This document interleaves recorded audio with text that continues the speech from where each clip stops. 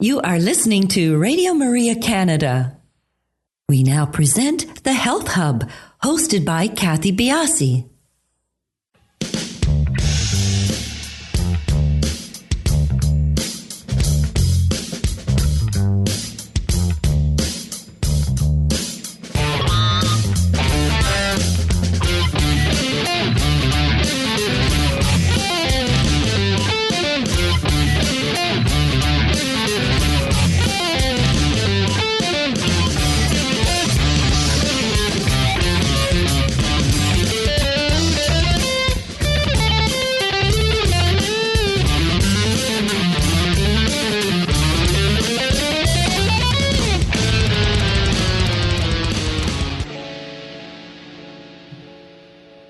Good morning, everyone, and welcome to the Health Hub. I'm Kathy Biasi, your host, and along with our producer, Alex Diaz, we would like to welcome you to our show this morning. How are you, Alex?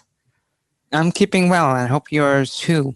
Hope our listeners are enjoying our programs. They've been very informative lately, for sure. Oh, thank you. Yeah, we've really run into, all of our guests have been wonderful, actually.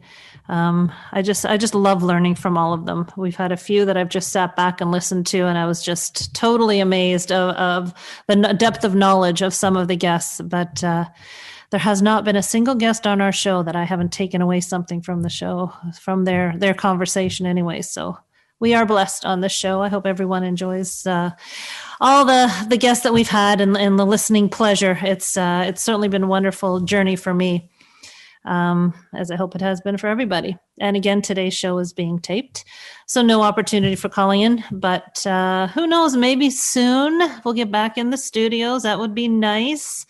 We're in for a short spring, as Alex pointed out. Wyerton Willie said we're in for an early spring, not a short spring. So hopefully that'll bring some not only good weather, but some good information and some good news, and we can sort of get back to the life as we know and love it. But anyways, as I said, the show is being taped, so no calling in right now, but please do follow us on our social sites. We're on Instagram, Twitter, and Facebook, and we are at the Health Hub RMC on all three locations.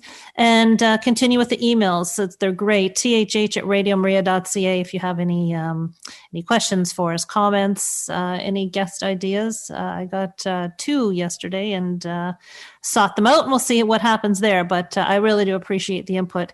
And please subscribe to our podcast. We are the Health Hub on your favorite podcast platforms, Spotify, SoundCloud, iTunes. And you can find all of our podcasts on the Radio Maria Canada website, which is radiomaria.ca, and on my website, which is kathybiasi.com. Today is an interesting conversation. It's about stress, a little bit of a twist from what we normally talk about. And it's about how to use stress for our benefit or our power. And the Goldilocks of stress, I think, is what I'll call this episode, and finding that sweet spot between stress being something that is very health heavy on us and stress being something that is actually a power that we can use for the good. So I hope you stay tuned and listen to it. It's a very good conversation with Trudy Stone. And Trudy is a certified culinary nutritionist, founder of Trudy Stone Nutrition, podcast host, and TV guest wellness expert who educates people about nutrition and solutions for managing stress and anxiety. From healthy habits to brain health, Trudy is passionate about empowering people to build healthier habits and unlock the power of food to build a strong and vibrant brain and body. So we are aligned, Trudy and I. Trudy is also a brain health instructor for Clean Eating Magazine for the course Feed a Healthy Brain. The course explores the connection between diet, cognitive decline, and mental health, helping people to realize their full potential of food to support a healthy brain so people can thrive now and well into later years. Trudy is also the creator of the RISE method, RISE, a step-by-step framework to help people overcome stress, overwhelmed people, and their fatigue. Some learning points that we will broach today is how we can use our stress in a more positive way, What are some key foods and nutrients to help alleviate some of our stress? And what is the RISE 4-step method for transforming our stress into something more positive? So please do stay tuned. And in a few minutes, we will be back to talk to Trudy Stone.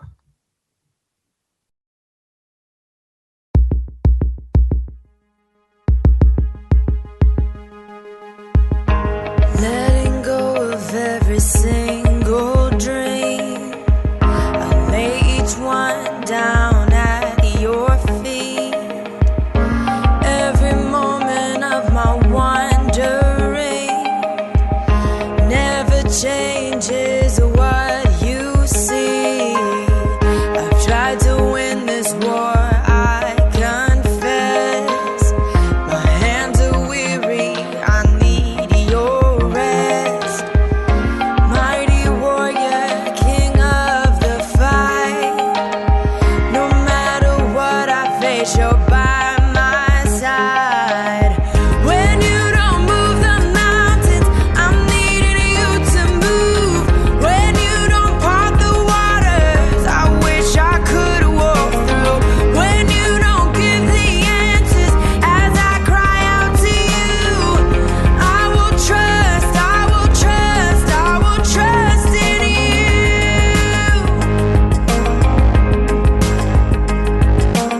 you. Truth is, you know what tomorrow brings. There's not a day ahead you have not seen. So in all things, be my life and breath. I want what you want, Lord, and nothing less. When you don't move the mountains, I'm needing you to move. When you don't part the waters, I wish I could walk through. When you don't give the answers as I cry out to you, I will trust, I will trust, I will trust in you. I will trust in you.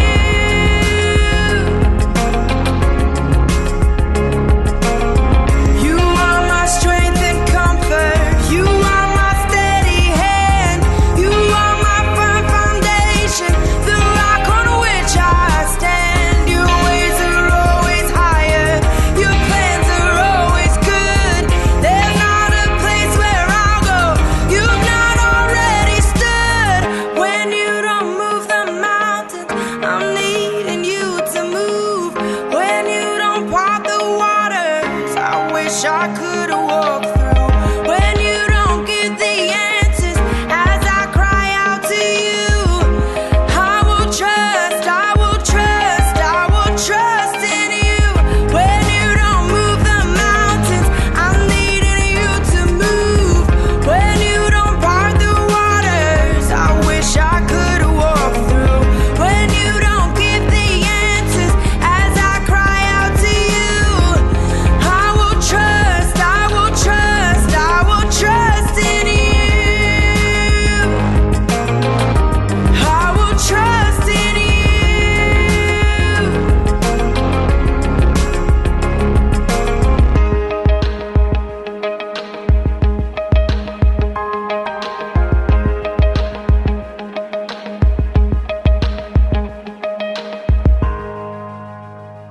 You are listening to Radio Maria Canada.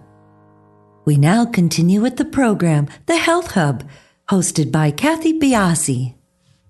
Welcome back, everybody. As mentioned, our show is being taped today, so no opportunity for calling in. But please do follow us on our social sites. We're on Instagram, Twitter, and Facebook, and we're at the Health Hub, RMC, on all 3 locations. Trudy, welcome to the show. It's such a pleasure having you. Thanks for having me, Kathy. I'm excited to be here. Excellent. Well, a great guest to have. You're very comfortable in front of the mic, in front of the camera, so I'm expecting no problems at all with this. So you're Kathy. I always get the nerves. Do you? Like I was talking to you off air. I still get them. Well, it's hard not to, but for me, my nerves are. I don't know. You put me in front of a microphone, I'm able to talk. I'm really not a chatty person, but the microphone, Right. I'm fine. It's all this other stuff. It's the Zoom stuff and like I told you, I forgot to start my time. Let's, all this other stuff. And then once I'm off to the races, like I did a webinar last week and someone said to me, aren't you nervous doing that? I said, the only thing I'm nervous about is the technical part, like sharing my screen and doing that. And, that's the only thing. Once I'm on a roll, it's all good. It's all good. So anyways, you are our stress specialist, and it's a very opportune time to bring that topic up. And we've talked about it in other shows and in different ways, but you're unique. We've talked about stress as its impact on the body and the negative impact of stress and all the health protocols. You've got to get your stress under management for disease. But you take a very refreshing spin on it, and you say use stress as your power. So let's start there and help us to understand, is there a fine line, or is you're just turning your everyday stress into something that strengthens you? Yeah, well, here's the thing, Kathy. Nobody is free of stress. I mean, we certainly weren't free of stress before the pandemic. And with the pandemic, it's only made things worse. So the idea behind the 4-step rise system that I've created to help people to rise above stress is that, hey, nobody is free of stress, but you can master the way that you react to it and rise above it so that it no longer has power over you. Because I think when we're in these stressful situations or when these stressful events happen, it almost feels like we're powerless and like we're helpless, when really stress in itself is an energy, and it's an energy that can be redirected where you can actually turn that into your superpower. And this is why I developed the 4-step rise system to just kind of give people some ways and some guidelines in order to do that so that they can rise above stress and be more calm while being more physically fit. Well, it is true. Stress is a type of energy, and it's also impactful on the nervous system. So let's recap what the physiology of stress is and how it impacts the body, because I think that will give people maybe an insight into how your program can really fit into the actual physiology and how our body has symptoms of stress. Right. And, we have like acute stress and then we have chronic stress. So acute stress is, the stress that we get if maybe we're excited about something, or the stress that we get before we do a podcast interview, or before we, maybe give a presentation at work, that sort of thing. So that's acute stress. And that's, when stress is good. And then you have chronic stress on the other hand. And chronic stress is just a barrage of different sort of, mental invaders, I like to call them. So it could be your environment. It could be people that you're surrounding yourself with. It could also be the foods that you're eating and diet, which we're definitely going to be talking a lot about today. But the thing is with chronic stress is that it almost becomes like white noise in the background. And we just get used to it. And especially as women are the ones that really suffer from this the most with all the many demands we're doing. And especially now with the pandemic, women are taking on even more roles than ever before. Like now we're homeschooling, now we're maybe doing the caregiving for our elderly parents and those sort of things as well. So, there's this constant, hum of stress in the background. And again, people just get used to it. And then that's when it really becomes a problem, Kathy. I think with women too, and I'm not trying to be sexist or anything like that, because there are certainly, it's not a black and white, but in general, right.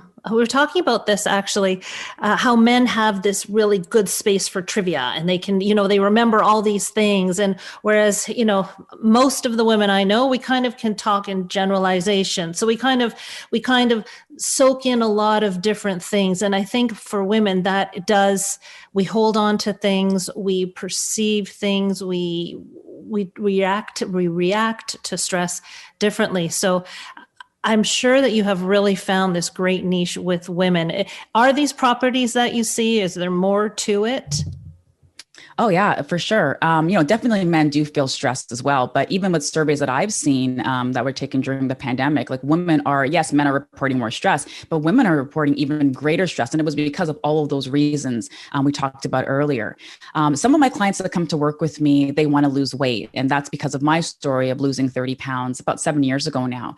And the one thing that a lot of women don't realize is the impact of stress, not just on your body, but your ability to lose weight if that's something that you're trying to do. do. And that's because of excess cortisol. And cortisol is that stress hormone. It's a stress hormone that places your body kind of in that fight or flight mode. And that excess cortisol can lead to all sorts of different problems in the body. Of course, excess weight gain, but it could impact your memory as well. It can impact that part of your brain called the hippocampus that's responsible for memory and learning. It can increase your cravings for sugar and fat. It can also lead to belly fat. It leads to an increase in blood sugar as well, because during the stressful situations, those hormones like adrenaline and cortisol, they cause your blood sugar to rise. And then that predisposes you to potentially diabetes, type 2 diabetes. So many different hosts of different ailments as a result of stress.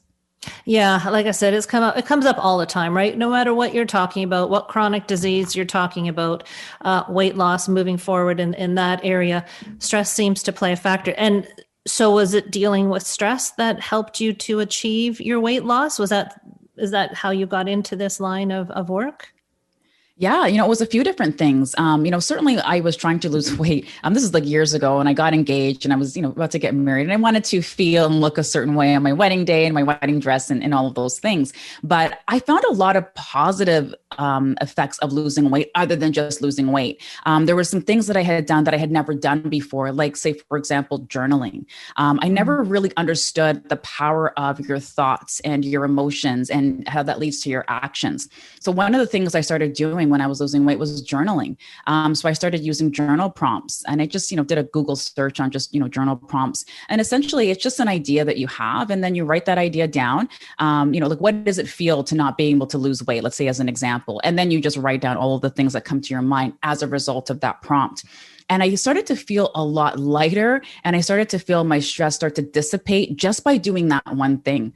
And then there was other things that I layered on, like meditation, that I hadn't tried before, that I started to, investigate and started to, incorporate more into my lifestyle. So, it was a lot of those different things that I discovered about myself. Yes, losing weight was great, but it was also the very important things that I realized, like that mind-body connection in terms of just overall health as well.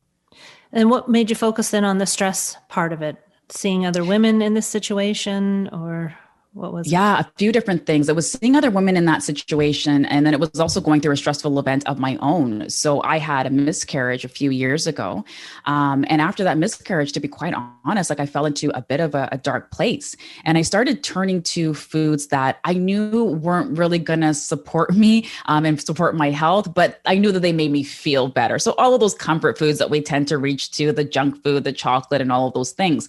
But I found that those foods weren't actually making me feel as good as I thought that they would. And they actually made me feel worse. So one day I just, I snapped out of it and I said, you know what, Trudy, just get into the kitchen, just whip up a healthy meal and just do what you can. So I started doing that. I started looking at foods that, were known to have, improvements on your mood. So, foods containing B vitamins, for example, so lots of sweet potatoes and that sort of thing.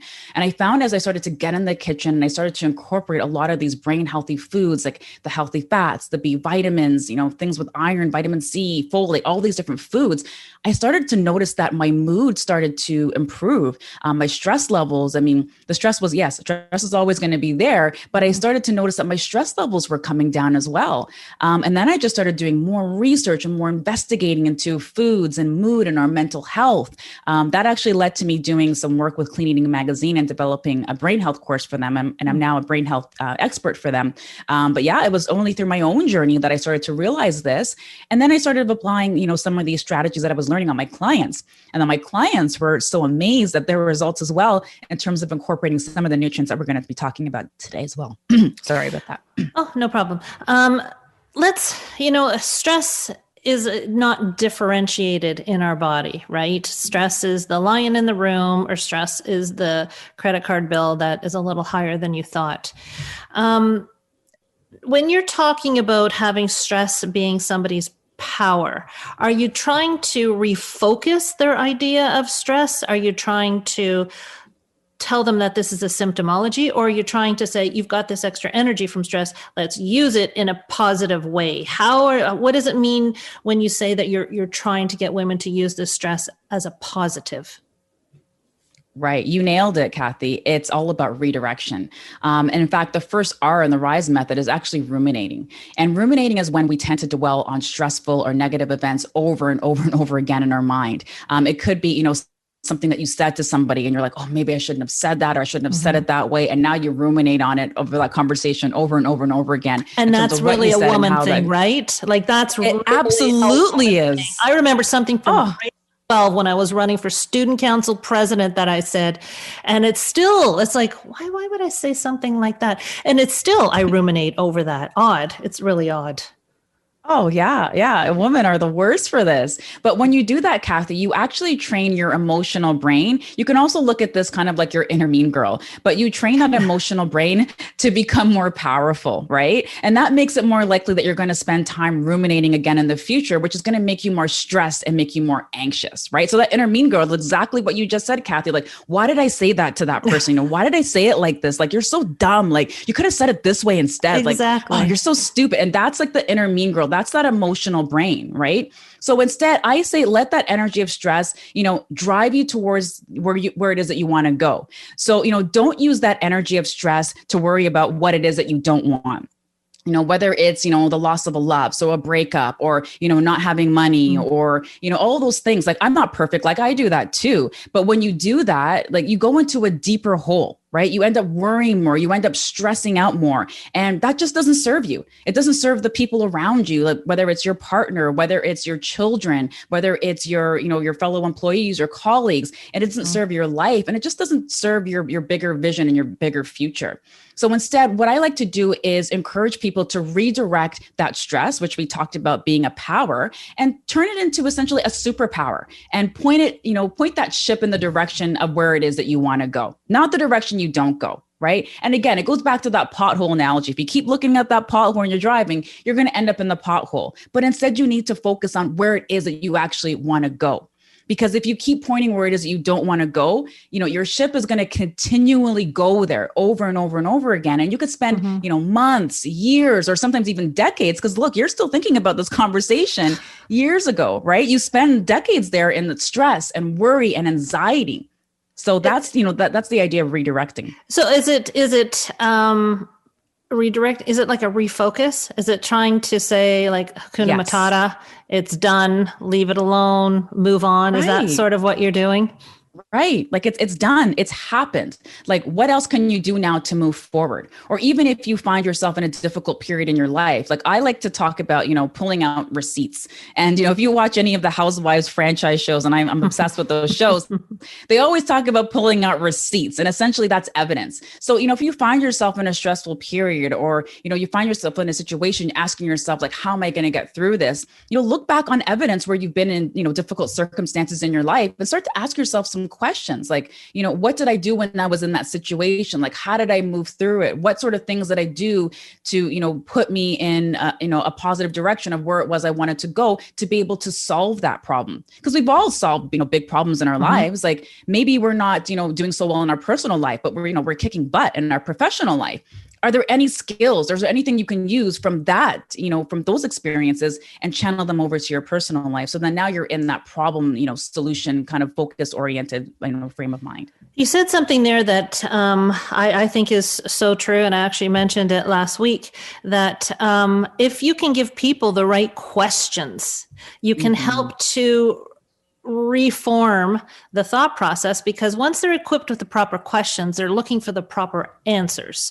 So instead of why did I do that? I don't know what the other question would be, but I can see where you're going with this, is trying to reformulate the thought process, which probably is number one when we're talking about stress. Now, what does the I stand for? So the I is for inflammation, and this is a big one. And Kathy, I'm sure you know all about this.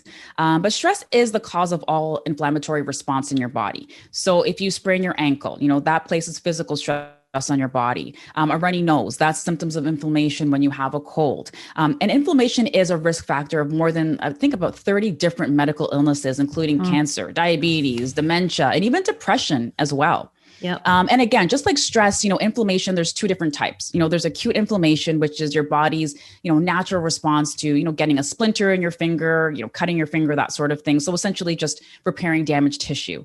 And then you have chronic inflammation on the other hand, which is your body's really, confused and damaging immune response to, again, a barrage of different environmental, physical, as well as mental invaders. So, we're talking things like toxic chemicals, poor diet, and of course, stress. So chronic inflammation is, the one that we definitely need to be wary of. And if there's one thing that contributes a lot of inflammation in the body, it's the standard American diet. And this is the diet that most of us are eating these days. It's also known as the Western diet. You might have heard it called that before. But essentially it includes a lot of processed foods, white flours, vegetable oils, and a lot of sugar, and very little fruit, vegetables, and whole grains. But when you eat things that, your body doesn't recognize, or when you eat all these different chemicals that are unnatural to you, your body essentially sees this as an injury. So inflammation is how your body tries to heal itself.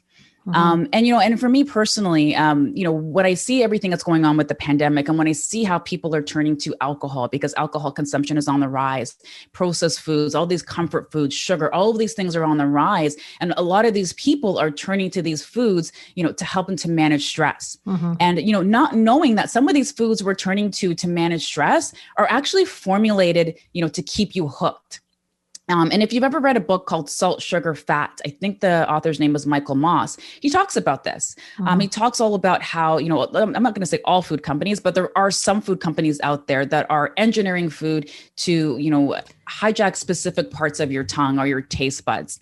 And these foods attack the very part of your brain as well that's responsible for regulating your mood and your stress. So they actually make the problem worse in the long run while putting you at risk for serious diseases.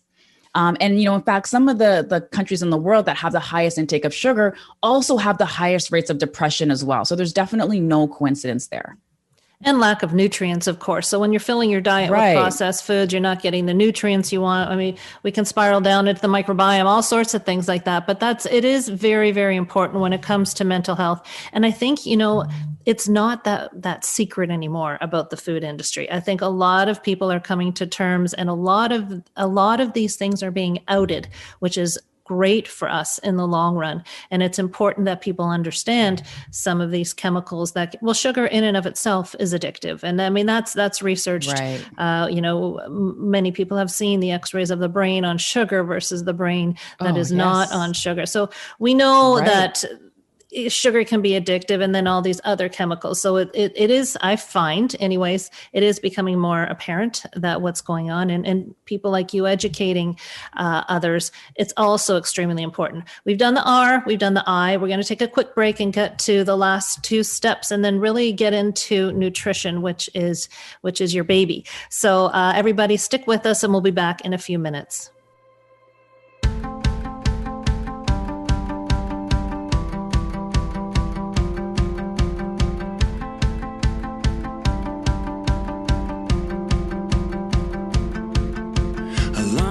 Screaming, bare feet hit the floor. Yeah, it's off to the races, everybody out the door. I'm feeling like I'm falling behind. It's a crazy life.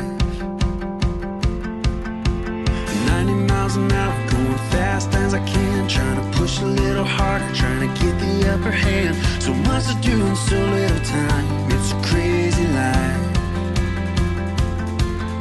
It's ready, set, go. It's another wild day when the stress is on the rise. Just breathe, come and rest at my feet and just be. Chaos calls, but all you really need is to just breathe.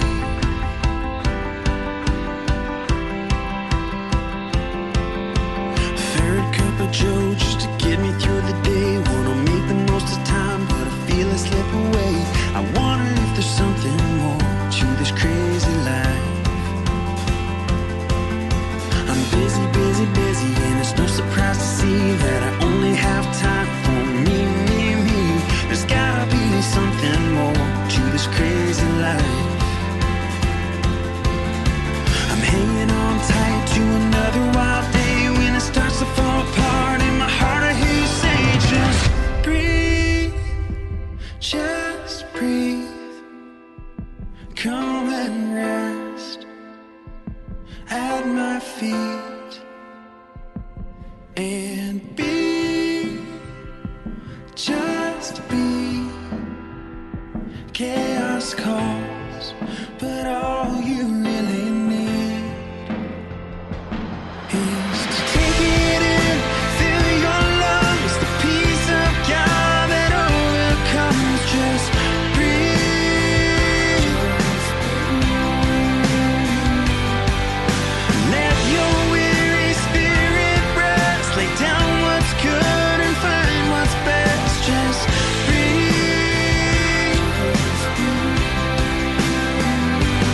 Just breathe. Just breathe. Come and rest at my feet and be, just be. Chaos calls, but all you really need is to just breathe.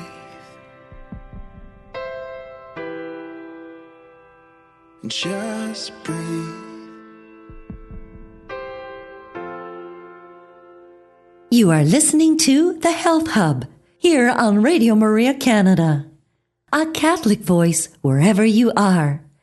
To contact us and be a part of the show, email thh@radiomaria.ca.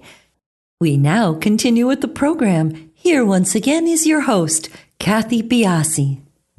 Welcome back, everybody. We're having a great conversation with Trudy Stone here, and I was sadly interrupted her in her RISE method. So we got the R, we've got almost through the I, which is inflammation. So rumination, inflammation. So let's finish off with inflammation. This is a biggie. Yeah. So I just wanted to talk about some anti-inflammatory foods.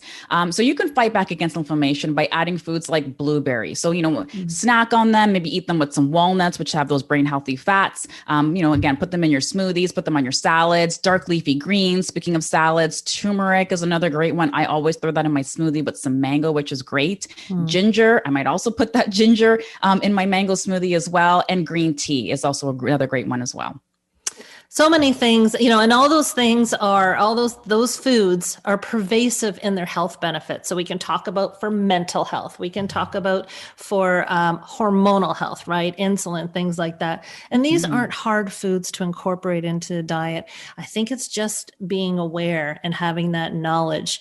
And I don't know if you find it, but for me, once people start incorporating those healthy inflammatory foods into their diet, they feel better, like you were pointing to earlier in the show when you started changing things up, and the body craves more.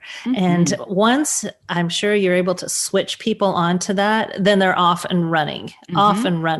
So what is the S for RISE? So the S is all about those stress-busting nutrients, Kathy. And these days we often tend to treat illnesses or disease with prescription drugs or, really risky surgeries. And all of this before we even stop to consider what we're putting on our plates. And although dietary recommendations have been suggested by experts for treating things like cardiovascular disease, diabetes, high cholesterol, food really hasn't been the recommended protocol for mental health until now. And there was a trial done back in 2017 called the SMILES trial. And they put patients with severe depression who were already undergoing treatment on a modified Mediterranean diet. So lots of oily fish, colorful fruits and vegetables. And 12 weeks later, these patients had a much greater reduction in depressive symptoms than the other control group who didn't change their diet, but were instead just given social support. So eating a lot of anti-inflammatory foods like those that you'll find in the Mediterranean diet, which I'm a huge fan of, not only help you to live longer and manage stress, it can also minimize your risk of cognitive decline as well. And the Mediterranean diet, sorry, go ahead, Kathy. No, I was going to say, I'm a big fan as well of the Mediterranean diet. And it's the most researched, but you continue on. Exactly. Yeah, I was just going to say that, Kathy. It's the most researched. And this is why I like talking about this. It's the most researched for cardiovascular disease, long-term health, increased brain health, minimizing risk of, Alzheimer's and dementias, and also being helpful for weight loss. And that was also the diet that I followed to lose 30 pounds about 7 years ago.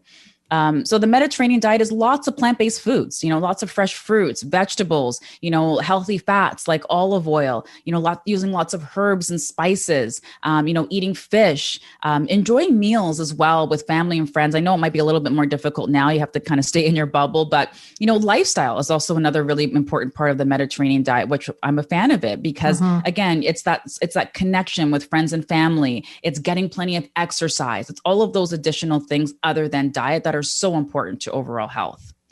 Now, when you talk about nutrients and getting them into the diet, do you have to say to people you need more B6, you need more folate? Are you talking in those terms or can you just talk like you're talking now? Or where I'm heading to is a lot of people now and a lot of clinicians are doing sort of nutrient testing and seeing where deficiencies are. And is that something that's part of your practice, or are you really into the diet and lifestyle, unconfusing, let's get this going as easily as possible sort of approach? Yeah, I am into nutrient testing and I've done that before with my clients, but, I generally find that once people start changing their diet, they just start to feel better. Yeah. They do. Right? It doesn't have to be like overly complicated. There are certain things that I like to test for, like iron, vitamin D levels, that sort of thing, insulin and those sort of things. But, essentially, I just find that people start changing their diet when they start phasing out some of those foods that we talked about earlier, like the processed foods, the sugar, and start adding in some of those anti-inflammatory foods, those plant-based foods, those healthy fats. They generally start to feel better. But some of the nutrients that I like to recommend specifically are B vitamins, because stress really does burn out the B vitamins in your body. And there's been studies that shown that people that have taken, B vitamins, had a greater reduction in their stress levels. And vitamin B6 in particular, that helps us to manufacture neurotransmitters such as serotonin that make you feel good, right? And that also aids in your body's ability to cope with symptoms of depression and stress and anxiety. So sweet potatoes is probably my favorite source of B vitamins. But I also really like, foods like that have B6, like bananas, cauliflower is a great one. I do some television work here in Canada, and on Cityline, actually yesterday, I shared this cauliflower stir fry recipe, which people are just, going crazy over. But that's, just a simple thing like that. Like, hey, just maybe take out the rice. You don't have to do this all the time, but just try it out sometimes. Take out the rice, do a cauliflower rice stir fry, pack it with a whole bunch of vegetables. If you want to add chicken, you can, or if you want to add tofu, you can. So things like that. Just, looking at some of your favorite foods and just trying to find a healthier way to reimagine them. Exactly. Right? And sometimes that's all people need, right? They just need that connection. Right. Some people are at that point. Yeah, I know eating well will help me to exercise or lose weight, but that connection, you hearken to it between nutrition and the brain. This is new. This is not, 10 years ago, what was above your shoulders was disassociated from the rest of the body. Right. And now we know the vast connection between brain health and gut health, for instance. I'm sure that's a topic that you are very vested in. Oh yeah. And that's the E in the RISE system. So emphasis on gut health. And your gut really is considered to be your second brain. So it's important that you feed it the right foods, because when you nourish your gut, you're also nourishing your brain. And that relationship between your brain and your gut is bidirectional. And that just simply means that your brain sends messages to your gut and your gut sends messages to your brain. And this is done through neurotransmitters, right? But nourishing your gut is really important for, your mental health, because that neurotransmitter serotonin that I talked about earlier, that contributes to feelings of happiness, is actually produced in the gut. And your gut flora also play a really important role in, producing fatty acids like butyrate, which can, directly affect the functioning of your blood-brain barrier. And your blood-brain barrier functions in much the same way as the lining of your gut, right? And it's also made up of similar materials. But the blood-brain barrier, also called the BBB, it protects your brain against infections and unwanted toxins. The best way to really explain it is like just picturing like a cheesecloth, right? And when you have all those different holes in a cheesecloth, now when those holes in the cheesecloth, essentially expand and get bigger, that's when that becomes a problem, right? Because that's when it tears, and that can result in leaky gut or leaky brain. And that's when, molecules start to fit in. And that's when we, start to go down the road of, just not being really good for you. But leaky brain can be caused by things like, head trauma, but it can be caused by inflammation as well, like specifically as it relates to your diet. So again, all those processed foods, the high sugar and all those things that we talked about earlier. But if you, are concerned about that, you can do a blood test to figure out if you have what they call a breach of the blood-brain barrier as well. And that too, how long ago was it that scientists and doctors thought that blood-brain barrier was impenetrable? Right. And now we know it's not, when we're talking about aluminum in the brain and how that can lead to mental issues. The other piece with the gut, of course, is inflammation. So it does have the serotonin piece, it has the immune piece, but again, another connection between the gut and the brain is this inflammation piece, correct? Right, absolutely. When it comes to the brain, or even a leaky gut can cause low-grade inflammation, and that can affect brain hormone production, which can lead to things like depression, anxiety, and cognitive dysfunction, as well as impaired social function as well. So a leaky gut definitely does increase inflammation throughout the brain and your body, which then increases you for things like Alzheimer's and dementia. And, you're talking about the reparatory process, right? We're talking about, it's not a pill, it's not an overnight thing. And this probably is one of the challenges that I run into a lot, and I'm sure you do, that this is a process, right? How long does it take for you or for people who are working with you to begin to see that, that fog remove or that stress be lifted? What are we talking about in terms of length of time? Yeah, I would say like anywhere from 1 to 3 months, like just depending on where you were, like, when you first started. But some people I've seen just as, little as a month, start to experience like a turnaround, even like less bloating as well. Like a lot of women will come to me and they're like, I'm just so bloated all the time. Like, what can I do? So even with some of these foods that I've talked about, and some of these foods that I introduce, like that helps to, eliminate bloating as well. But yeah, anywhere from, I would say like 1 month to about 3 months, depending on where you were, like when you started. Now, when you work with somebody, are you doing RISE? Are you mixing the letters around? Is it a protocol where you're hitting everything, or what is the approach when you're dealing with people?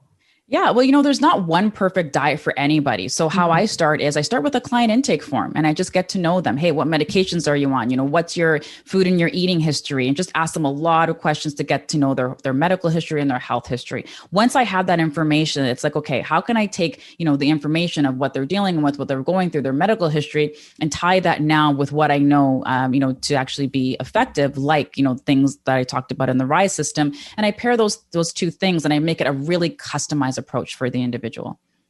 Now you could possibly be working with other therapists when you're working with an individual. They may also have other therapists. They're doing talk therapy, depending on, of course, the level of stress. Are you able to work as part of a team when you're dealing with people's mental health? Yes, absolutely. That's actually one thing that I need to start exploring a little bit more, because I would definitely like to start doing some work with therapists as well, and just pairing, maybe like cognitive behavioral therapy with foods. Like, I'm not going to just be naive to say it's foods alone will heal it, especially if you're dealing with a more serious mental health issue. But certainly from the evidence we've seen, when we pair food with something like cognitive behavioral therapy, the results are just completely incredible. So what I like to work more, with therapists and, develop meal plans for, mental health and healing and stress management and alleviating symptoms of depression and anxiety. Absolutely. So if anyone's listening to this and you want to incorporate this into your practice, please let me know. Well, I there are books out on it now. It's the place where I think, me personally, I find that health starts from top down. And you can have the best diet. You can be the person who's exercising all the time. But if you don't have that terrain, if you're under stress, if your gut has been compromised, then the nutrients may not be absorbed as properly as they could be. So I think your approach is brilliant. And we're crossing this border, right? Between, we're talking about stress, we're talking about mental health. And I don't want people to think that because you're under stress, you've got a mental health issue. Right. But it's all part of our outlook about our thought processes. And how if someone comes to you, where do you differentiate between stress and something a little bit more involved in the mental health space? Or can you approach people on the same plane, no matter where they are? Yeah, well, that is one of the questions that I ask them actually when I first start working with them is, rate your stress levels on a scale of 1 to 10. So I kind of know what their stress levels are at and what they're dealing with. Depending on what that number is, like if it's anywhere, from a 7 or higher, then I'm going to ask them some additional questions to find out, really what's at the root here and really what it is that I'm dealing with here. So again, it's a really customized approach to the individual. And so we talked about it's going to take between 1 and 3 months. And are you offering packages to people? Is it a program that you have? I just want to get the word out about what you do, because I think it's very important, especially right now, right? And you're doing Zoom consults or online consults? Zoom, or people don't want to be on video. Hey, that's cool. We can do it on the phone as well. Sometimes you just get up in the morning and you don't want to be seen, right? Right. Totally. I get that.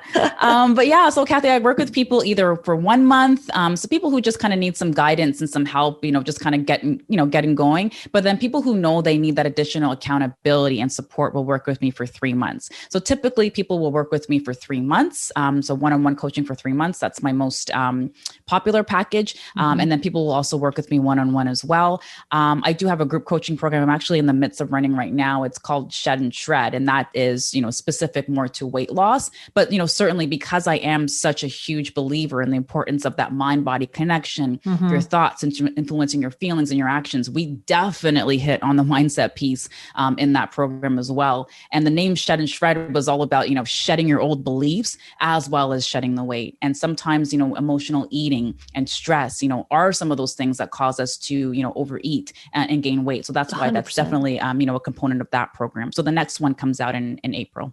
You have great titles for your programs. Awesome. Thank you. I love them. Shed and Shred. That's great. And how can people get in touch with you? What's the best place for them to hone in on all of your stuff? Yeah. So you can, check out my website. So it's trudyestone.com. So that's TRUDY and then the letter E, stone like a rock.com. And then on Instagram, I'm Trudy E. Stone on Instagram. That's typically where I tend to hang out. I mean, you can try to find me on LinkedIn as well, but, I love spending time on Instagram. I find it really fun just to interact with people and, get to answer people's questions that way. So that's my favorite place to hang out. Well, you certainly have a great personality for hanging out and answering people's questions. It's been a real pleasure talking to you today. And I wish you all the best. I'm sure that under the current situation, you're finding a lot of people needing your help. So what you do is extremely important and especially valid in this time. So thank you for taking your time to share with us all about you. It's been wonderful. Thank you, Kathy. It was a pleasure being here. Thank you for having me. Thank you. And everybody, we'll talk to you next week on The Health Hub.